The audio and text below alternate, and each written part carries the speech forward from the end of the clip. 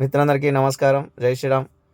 పోల్కంపల్లి గ్రామ పంచాయతీ మండలం మూసాపేట్ జిల్లా మహబూబ్నగర్లో గ్రామ సర్పంచ్ వెంకటేశ్వరి, ఉప సర్పంచ్ మహేశ్వర్జీ, సమాజ సేవకుడు పందెం ప్రతాప్ రెడ్డి గారి ఆధ్వర్యంలో రేపు గణతంత్ర దినోత్సవం సందర్భంగా గ్రామ పంచాయతీ కార్యాలయంలో రక్తదాన శిబిరం ఏర్పాటు చేయడం జరిగింది. కాబట్టి అవకాశం ఉండి 18 సంవత్సరాలు మొదలుకొని 60 సంవత్సరాల గల ఆరోగ్యవంతులు ఎవరైనాను విధిగా రక్తదానం చేయవచ్చు.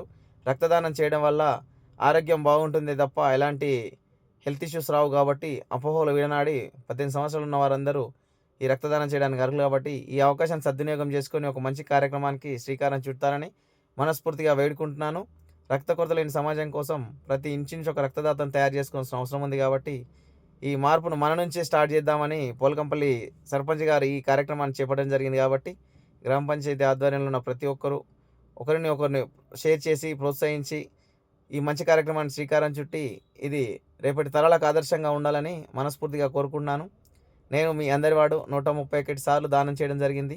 84 సార్లు రక్తం, 37 సార్లు రక్త కణాలు. కాబట్టి అవకాశం ఉన్న ప్రతి ఒక్కరూ ఈ కార్యక్రమాన్ని విజయవంతం చేసి మన గ్రామ పంచాయతీ తరఫున ఒక మంచి కార్యక్రమాన్ని చేసిన వారికి తోడ్పాటును అందించడం మన బాధ్యత. కాబట్టి ఈ అవకాశాన్ని సద్వినియోగం చేసుకుంటానని ఆశిస్తున్నాను.